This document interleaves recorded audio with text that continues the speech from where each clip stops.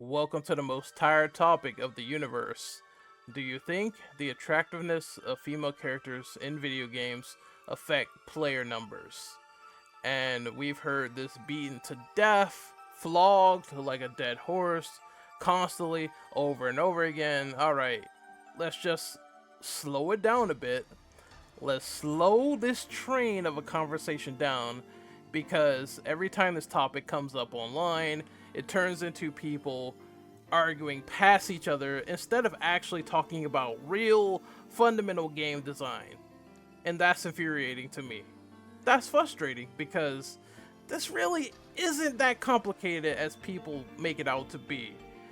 Let me just say this up front for the record so people will know. There is an iconic design of visual appeal that will stand out in certain video games. We find characters like Dante iconic. We find characters like Bayonetta iconic looking. We find characters from the Resident Evil series iconic looking. There is a visual appeal that is sensory to our eyes. Visual design and character design does come into play with graphic, aesthetic, and an art style. That's a no-brainer. That's something to not be debated about. We all know this. We all know, hey, that guy looks badass, cool, I want to be that. We all said that as kids. Character design is a thing that will come up in conversations like this, along with the graphical design, the art, and everything else. Presentation does have a place in a lot of video games. If the graphics or visuals didn't matter, the marketing wouldn't exist. The art direction wouldn't be a thing. And if no one cared, nobody would give a fuck about how the characters look at all. And yes, there are times where people are like, I don't care about how this person looks, as long as they're fun, I just want to play a video game. But when you're marketing a game to someone else and you want to say, hey, I want this to be the most badass game of all time, I'm sure people in marketing are thinking about that shit all of the time, even more than us. So yeah, that part, it can help get the game exposure. I'm pretty sure that E from Stellar Blade, that helped get that game exposure, and we know that part is obvious. Where this argument tends to completely fall into the gutter is when people decide to leapfrog and say attractive characters can help marketing, to attractive characters automatically increase player sales and player numbers, because that leapfrog does not really hold up all of the time. And it is a leapfrog that is built on bad faith arguments. The conversation often is framed as these choices are deliberate and they attempt to make the characters unattractive rather than decisions rooted in tone, realism, and world building. Trevor and someone told me on Twitter that, oh, male attractiveness does not matter to males, so why the fuck do I give a shit? But again, if you like a cool looking superhero character and that iconic vibe is important, you're gonna point that out, right? Trevor looks like trailer park trash in GTA 5.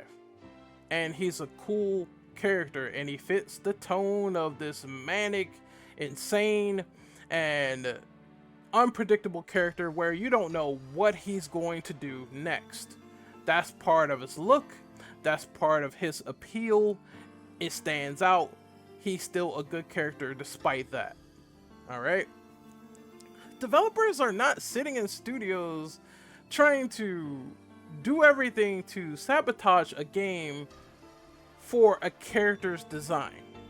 They're trying to make characters that fit into the world they are building. And I believe that is paramount. That is a conversation that has been lost in the middle of all this shuffle. Because here's the thing, right?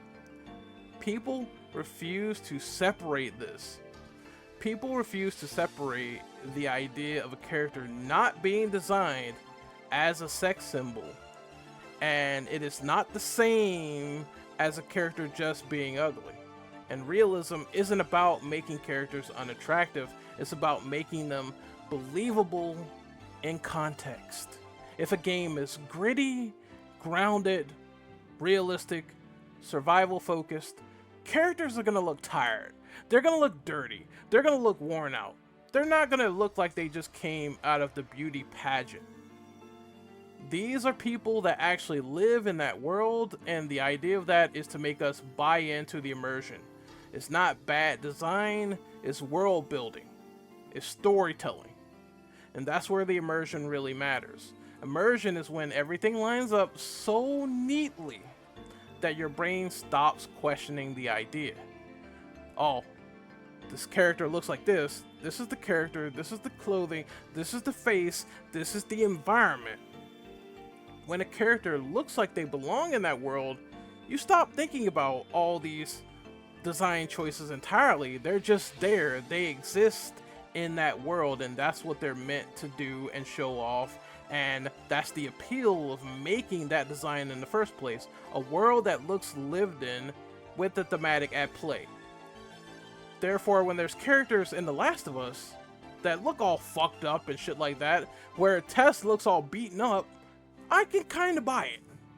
Alright? I can buy it. That's what's going on. That's what they put on the table. Okay, fine.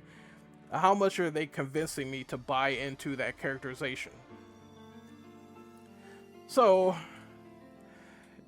we go to this thing of when a character doesn't look like they belong. Alright, so imagine if you put a high fantasy character running around in skimpy clothing into The Last of Us, where they look like they came out of anime, right? It doesn't work the same. It breaks the immersion immediately. Imagine just a runaway model running around like the most beautiful. Imagine Ice Spice in The Last of Us world. It doesn't make sense. All clean and shit, glammed up. It doesn't make sense. Perfect skin, perfect hair, zero signs of being worn the fuck out. It doesn't feel immersive. It will feel fake. It will feel like it doesn't belong. It will feel like it's something that they put in there and it's ridiculous. I would go, what the fuck? And here's the part that people don't like hearing. Sometimes making these characters more conventionally attractive can also hurt immersion, because they stop feeling like people who live in that world and they start feeling like they're just marketing an ad to us and they're just dropping assets. And it's like, oh, look at these titties that go left and right, up and down, and look at her titties smack her head. Now there are games where that aesthetic fits, like Dead or Alive Extreme Beach Volleyball, and there are games where that aesthetic would look absolutely ridiculous if it was dropped into Dark Souls or something like that. Why am I not a knight in armor? What the fuck is going on, right? Why am I this beach beauty pageant model? And it wouldn't make sense. And that's the part that people don't really talk about. And they try to make excuses and argumentations over it, but you know deep down in your soul, if they did that, hypothetically, that would not make sense. It wouldn't. Alright? Now, let's connect to the sales argument, because this is where the ugly characters kill games situation comes into play, and it starts to really fall off a cliff. Let's take Horizon Forbidden West. The game sold millions of copies. It reviewed well. It performed commercially well. It had strong engagement. And yet, the online discourse for Horizon Forbidden West was full of people saying, Aloy is ugly, fat, she looks like a man, she has peach fuzz, etc. And guess what? Despite that huge onslaught of videos, despite all of that controversy, that game sold massively well. And it shows that, once again, these bubbles that make these videos and content that try to say this is law, those bubbles are not a real place to reality and the general audience. The game still sold well because Aloy fits in her world. She looks like someone who climbs mountains and fights machines and survives outdoors and lives rough. That believability helps Immersion. It doesn't hurt it whatsoever. It's the same thing for Spider-Man 2. The game sold extremely well, yet Mary Jane's redesign, it got hit with non-stop complaints about how she's been ugly or downgraded. Did it affect sales? No, because Spider-Man succeeded on brand identity. Other people were talking about the gameplay, the immersion, the story, for better or worse. And that's what people were looking at. And is the game of Spider-Man 2, for gameplay purposes, is it an upgrade over Spider-Man 1? In that department, I would say yes. There's no one that's going to disagree with that statement whatsoever, regardless of what you think of MJ.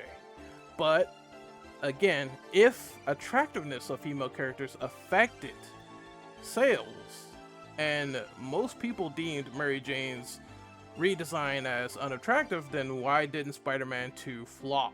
Exactly. There were more things going on, like the polish, the gameplay, the story, and the immersion. Not every game is going to flop based on that. You know, whether every character looks optimized for Twitter arguments and all this other shit and all these grifter videos, sometimes it doesn't put a dent in anything. And then there's the other side of the fence, where you have a game that does have these conventionally beautiful, good-looking characters, and for some reason they cannot break their own niche.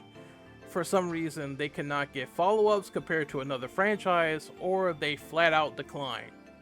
Case in point, Soul Calibur 6. Soul Calibur 6 had attractive characters, wild customization, and zero shame about it. It still sold fine, 2 million copies, that's fine for that franchise. It's not amazing, it's not terrible, just fine. And Bandai Namco said, Tekken is the breadwinner, let's move on to doing more sequels and more monetization about that. And we haven't seen another Soul Calibur game in years, right? You got your ports, but you don't have a new game currently. Meaning, it wasn't really that groundbreaking to break its niche, and it didn't push it past anything to get a Soul Calibur 7. Next up is Remember Me from Capcom and Don't Nod.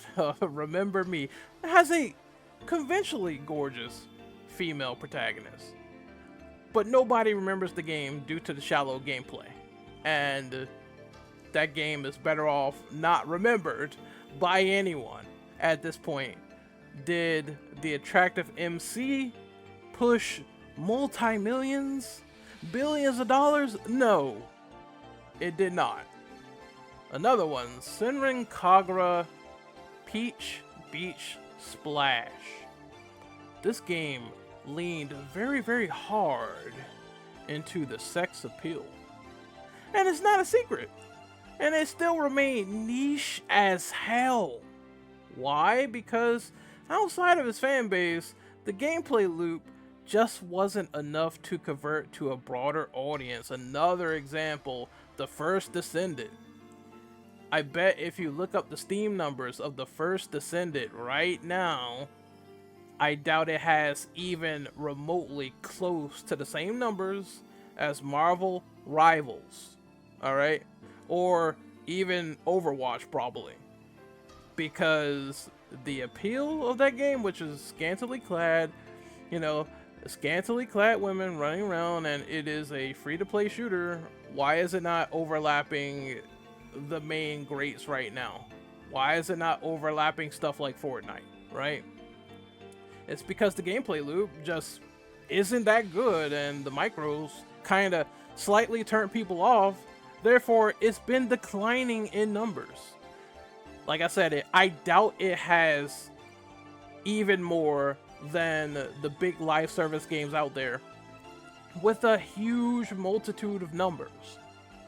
Sex appeal is not saving that. Another example, Oni Chanbara. These games have been built entirely around sex appeal for years, and they never really broken into mainstream popularity. It's not because people don't notice them, they damn sure do. It's because the appeal alone doesn't carry that retention and that weight of mainstream fame.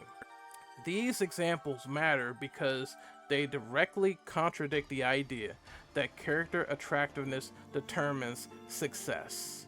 If ugly characters kill sales were true, these games would have struggled. Horizon would have flopped, Spider-Man would have flopped with Spider-Man 2. It didn't. And it ties back to retention, which is the part of the conversation people just keep on dodging like a car in the middle of the street. Retention doesn't care about how hot a character is. What retention cares about is whether the world feels coherent, or whether the characters feel believable, or whether the casuals enjoy the story, or whether people enjoy the gameplay, or whether the game respects people's time. And it's not a microtransaction filled mess. No one quits the game 10 hours in because a character just simply looks realistic. If that was the case, then The Last of Us Part 1 and even Part 2, they would not have playtimes dedicated to them whatsoever. Alright? Or they would not have completion trophies that signify that a large bulk of people completed the game. People quit these games when a game stops being fun to them or stops making sense. And the genre still matters, and I just want to be clear about that. In fighting games, Japanese role-playing games, gacha games, character action games, yes, the character iconic visual appeal is a part of the fantasy. It's a part of a lot of fantasy. That's fair. But even there, it's not a cheat code. Some games lean heavily into sex appeal and stay niche. Some other games pull back, and they still struggle. The deciding factor is never how attractive these characters are. It's whether the game holds up and stands the test of time. And that's where the argument starts to turn into cope when people start to disagree and they say modern games fail because characters aren't attractive anymore. No. Most modern games fail for extremely boring reasons that people don't want to argue about. They don't want to touch upon this when it's really important.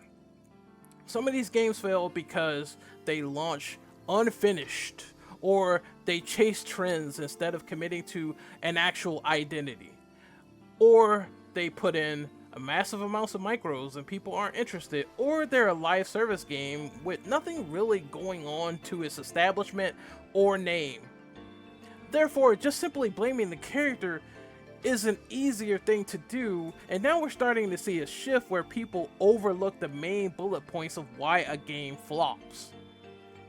You can't just sit there and talk about designs of Concord all day without realizing that it added nothing original to the hero shooter formula, and you could play Overwatch for free instead of paying $40 to play Concord. That's why Concord really died. It was a flame that didn't catch on, and it was being done now when it could have been done previously in the past when the Overwatch boom was happening or near there, and maybe it would have stood a chance, but no. That's the real reason. And here's another distinction that people constantly mix up. Attractive is not the same thing as iconic. Ellie from The Last of Us feels like she belongs in her world. Aloy feels shaped by hers. Faith from Mirror's Edge, she feels like she fits the sterile city she runs through. They make sense. That's why people remember them. And they remember them not only just due to looks sometimes, it could be a combination of both, the looks and the characterization themselves. So when someone says attractive characters increase the player numbers, the real question is, for how long? A launch spike is not an instant success. It's not a runaway hit. It's not making multi-millions. Long-term players come back from trust. Trust that the world is believable, that their time is being respected, that it's an experience worth reliving and replaying over and over and over again. And that leads to the rule that actually holds up across the entire gaming landscape. Character design must first serve the world that it's in, and attractiveness is secondary. If it's a strong game and they have appealing designs, that will amplify its success, but the game design being strong and the world being believable is first. If the game is weak, the appealing designs won't save it at all. And you can't out-design bad gameplay. I'm sorry, you just can't do it. If a game sucks and they have the most sloppy toppy model of all time in it, I guarantee you it's still going to be a failure. So yeah, attractive characters might sell a trailer or something like that, or it has a good thumbnail, but believable characters, they sell a long time experience. Players don't stay in worlds that feel like they don't belong, and they don't stay in games that are just bad, but the characters look super hot. Again, if Remember Me from Capcom, that has an attractive character in it, if Remember Me from Capcom was ever remembered, then it would be probably remembered for, hey, hot character on the cover, but for the gameplay, the story, the immersion, nobody remembers me. Okay? It's like, they might as well call that game that. Nobody remembers me, because that's the official title of that shit with an attractive character that didn't sell. Alright. Immersion keeps players longer, and the believability of what actually matters, that builds real longevity. And we need to have a true conversation about that. If Intergalactic builds on longevity, if it is a really good game, then all the people going, bald, it won't sell bald, they're going to be in for a rude awakening. Alright? We don't know until the game comes out. It could go either way. Sales are always 50-50, but again, word of mouth gameplay, that's going to go around like a powder keg. Man, here's the part of the conversation that really actually worries me. Character attractiveness has stopped being a design discussion, and it's turned into a weapon. It's not about immersion anymore. It's not about realism. It's not about personal preface. It's being used as a shortcut to attack developers, to farm destructive criticism, to farm outrage, and to turn every game release into a culture war. And the problem with that is simple. When everything gets filtered through hot or not, when we stop talking about what actually makes games good, we stop talking about mechanics. We stop talking about systems. We stop talking about world building. We stop talking about lore, and the medium gets reduced and it turns smaller because of it. Games are simply allowed to be different. They are allowed to be stylized. They are allowed to be grounded. They are allowed to be messy, weird, artistic, beautiful, and restrained. One approach doesn't invalidate all the others that came before. So, in my personal opinion, the healthier way forward isn't pretending attractiveness doesn't matter to someone else. And it's not demanding that every character be designed to meet one narrow standard either. The healthier move is this: judge characters by whether they serve the world they exist in. Judge games by whether they're fun, coherent, and worth your bottom dollar. Because when we stop weaponizing appearance, we get better conversations. And when we get better conversations, we get better video games. Attractiveness shouldn't be a battlefield, it should be a design choice. Games don't need hotter characters, they need better discussions. I'm Renegade Operative. I'm signing off. That's my video done on this topic. There's more important things to talk about and say for video games, and it's all getting muddled due to people's personal fascination as to what attractiveness should be in video games. And if you buy games like DOA or whatever, that's fine, but even then, with DOA, there's more to that game than just, oh, it's your typical average Gooner game. There's a lot going on under the hood that people could discover, like the multi-stages and knocking people off shit, and the physics and the graphics and the dynamics and how everything looks crazy, and how cool some people look, like Ryu Hayabusa, and how they fit fucking lore of Ninja Gaiden into DOA sometimes, and vice versa. Sometimes you see DOA characters go into Ninja Gaiden. Where are those pertinent, cool discussions? They shouldn't be backseated. And I want to talk more about that than the same beaten horse time in and time out, alright? And I'm sure I'm not the only one that feels that way. I'm sure there's plenty of people that want to focus on the core gameplay and not just how attractive someone looks, because to me it doesn't matter. Like, to me, real life women are the main objective, and they've always been that over video games. Like, and that's healthier that way, and you don't want to create this dangerous notion of becoming too addicted to how a character looks or all this other stuff, because we covered the Synthetic Man video yesterday, and it's a sad sight to see how parasocial and porn addicted that man is. There is dangers to that stuff, man. But again, we're gonna see how stuff pans out with Intergalactic.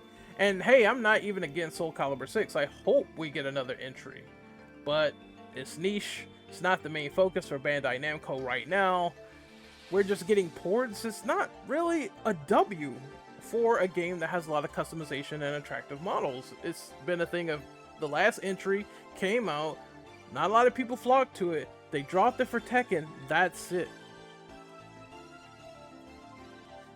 If a character belongs in their world, that's a win, but we can't go around spouting out all these generalizations and nonsense, because, quite frankly, truth be told, and as I said in this video, we've seen games that have attractive characters and they wind up just being cult classics, or not really the best on sales, or decent, or declining. I think the second that folks get out of this bubble and this wheelhouse and they discover the real meat, the real content that these stories and these characters have to offer, they'll be a little bit happier in the process. Don't let these YouTubers feed you rage bait all the time 24/7 and you become so indoctrinated to them that you can't see the scope of having fun with a majestic video game. Until then, I'm out for real this time. Merry Christmas to all you people, to all a good night.